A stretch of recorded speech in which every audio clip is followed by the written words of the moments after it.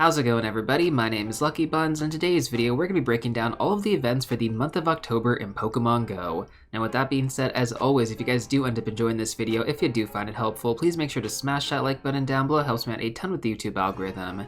But with that being said, let's go ahead and get started. So first up, let's go over the current season bonuses. You can hold up to 40 gifts in your bag at a time, and you can also open up to 40 gifts a day.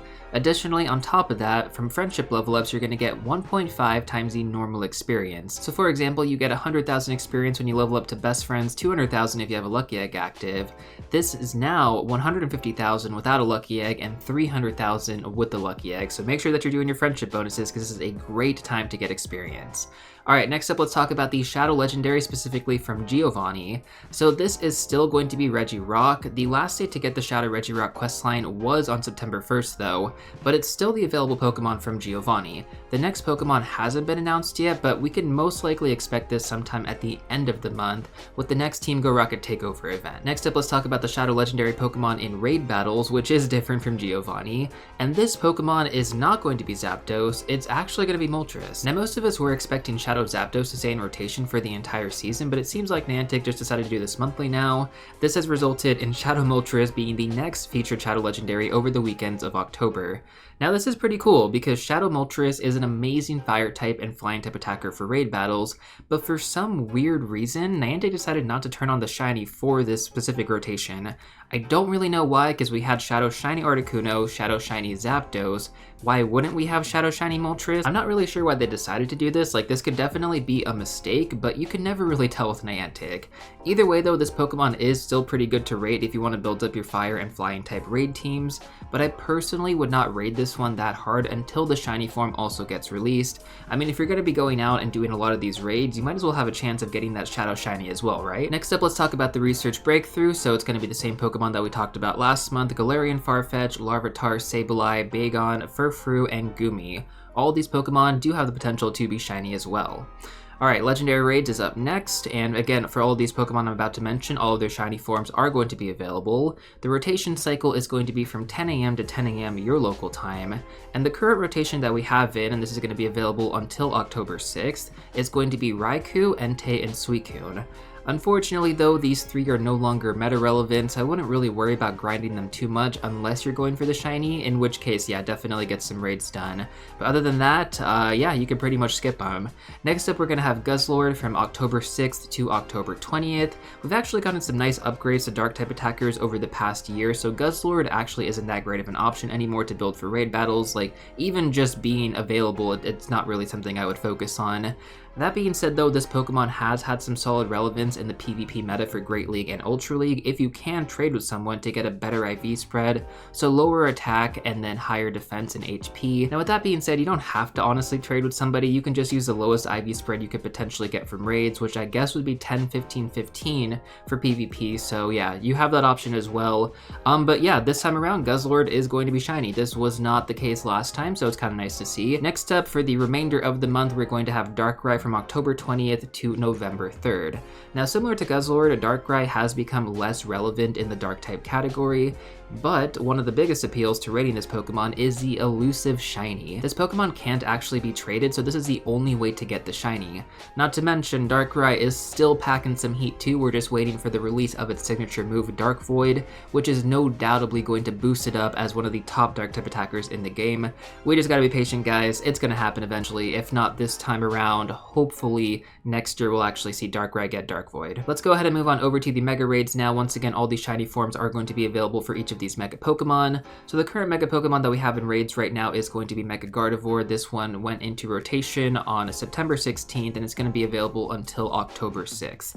This is the best Fairy type Mega in the game right now, so if you guys have not gotten your Mega Energy for it, highly recommend getting at least 2 raids in, because this is one you do not want to miss. Now following Mega Gardevoir, we're going to have Mega Gengar in rotation from October 6th to October 20th. This is the best Ghost type attacker in the game right now, and it's also one of the best Poison type Megas as well, despite not actually having a Poison type fast move. And then finally, the last rotation is going to be Mega Bayonet from October 20th to November 3rd. There isn't really a big reason to raid Mega Bayonet unless you're just trying to add it to your Mega collection, because Mega Gengar is a superior choice here. And then of course, as always, I like to go through some additional information for anybody who's new or returning to the game in regards to Mega Evolutions, because the system has changed. So you only need to evolve these Pokemon once before getting access to their cooldown period moving forward. You're also going to get more extra large candy when your Pokemon gets to Mega Level 3, which is unlocked after 30 days of Mega Evolving. Additionally, when you complete Mega Raids, you're also going to get guaranteed charge TMs. So my recommendation is always to do at least 1 to 2 raids for that initial Mega Energy, and then you can get free charge TMs as well. And Mega Pokemon will also provide an additional boost to any Pokemon using the same typing for moves. So for example, if you have like a Mega Venusaur in the raid, Poison and Grass type moves will also be boosted until that Mega Pokemon gets KO'd. And then finally, to wrap things up, let's go over Raid Hour really quick, which is going to be every Wednesday from 6 to 7 p.m. your local time. Whichever Pokemon is currently in rotation is going to be the one featured that Wednesday. So for example, towards the end of October, we're going to have Darkrai raids. In the middle of October, we're going to have Guzzlord, and then currently we have Entei, Raikou, and Suicune. Next up, let's talk about the upcoming events for the month of October, and as always, I love going over this specifically for October. These event windows are going to be based on your local time zones as well. So the most upcoming event that we have is going to be from September 27th to October 2nd. This is going to be the Out to Play event, and we have actually gotten some information regarding this event. The main bonus is going to be 3 times experience from completing routes, and we're also going to get the debut of Shiny Hisuian Growlithe, so if any of that sounds interesting to you, make sure to go out and play, literally in the name of the event.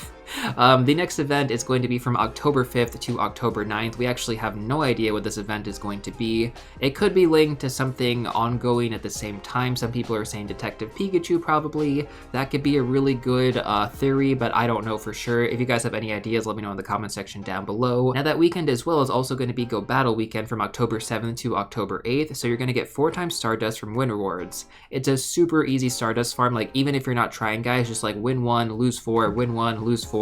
Just do that on both days and you're going to accumulate so much Stardust. The following week, we're going to have the Harvest Festival from October 12th to October 17th. Now, I'm not really sure what kind of Pokemon we're going to see during this event. For the life of me, I just cannot actually think of which Pokemon are Harvest Pokemon, so help me out in the comment section down below.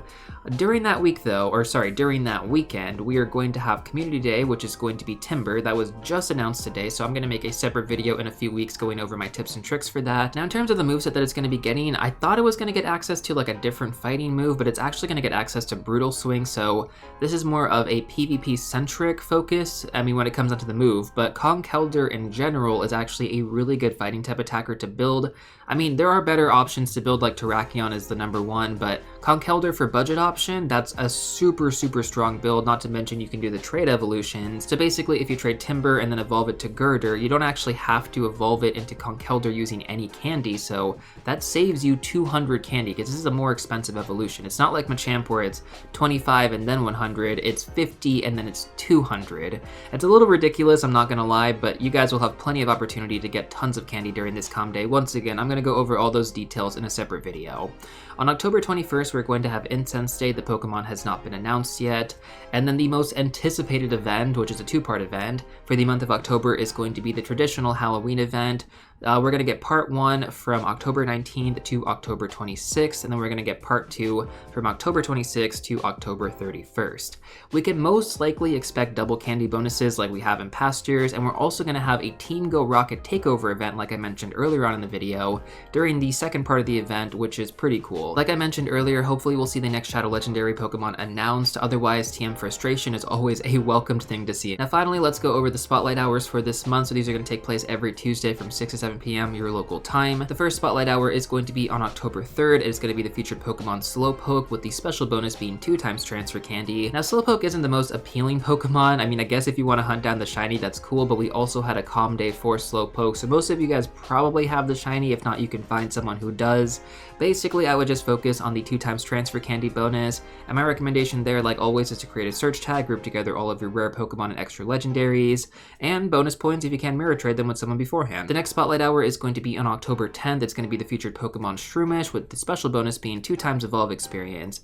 Once again, Shroomish evolves into Breloom, not really that special for anything. Like, there was a time when Breloom was a pretty good fighting type attacker, but it is severely outclassed these days. So I would just focus on the bonus if you want to, otherwise I would just skip. If you are going to focus on the bonus, I would gather about 70 evolutions in a search tag per lucky egg, and if you can, try to coordinate any friendship level ups during this time as well, given that we do have the 1.5 times experience bonus right now. This would actually be a really good time to get a ton of experience and really just maximize that lucky egg. The next Tuesday on October 17th, we're going to have the featured Pokemon be Pumpkaboo, with the special bonus being 2 times Catch Stardust. Now, like usual guys, I don't really recommend using Star Piece releases during the 2x Catch Stardust Spotlight Hours. It's just my take as a free-to-play player though, because I think there are just more beneficial times to use them, like Calm Day with 3x Catch Stardust, or at the end of a GBL season, and more recently we did have that 4x Catch Stardust event, so yeah. On October 24th, we're going to have the featured Pokemon as Phantom, and the special bonus is going to be 2x Catch Experience.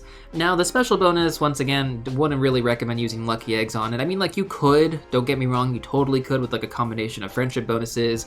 Do with that what you will, but I would mainly just focus on hunting down some really good IV Phantom to evolve into Trevenant, which is currently one of the best Pokemon to use in the Great League and Ultra League metas. And then finally, our last Spotlight Hour Pokemon is going to be on Halloween, exactly on October 31st. That featured Pokemon is going to be Yamask, with the special bonus being 2x Catch Candy. Now, it's rare that we actually get 2x Catch Candy in addition to having a 2x Catch Candy bonus for like the Halloween event, for example, so I don't know if this is actually going to stack. If it does, that's going to be insane. Either way though, Cofagrigus still holds up pretty well in the Great League and Ultra League metas. It's not really used for raids, but overall it's going to be a great time to farm some extra large candy, in addition to also getting a really good IV spread for your Cofagrigus. Although at the same time, it's also Halloween, so if you have plans to go out or do something that day, you know, you can just skip this one. It's not going to be the end of the world. With that being said, that's pretty much all I got for you guys in this video. Like usual, October is stacked once again with some amazing content. We got some really good raid bosses, some new shinies, and plenty of events to look forward to. As always, if there's anything that you're personally looking forward to, let me know in the comment section down below. But if you're still looking for some more content, I'm going to recommend these two videos right here. And before you go, don't forget to smash that like button, subscribe, and I'll see you all real soon in the next one.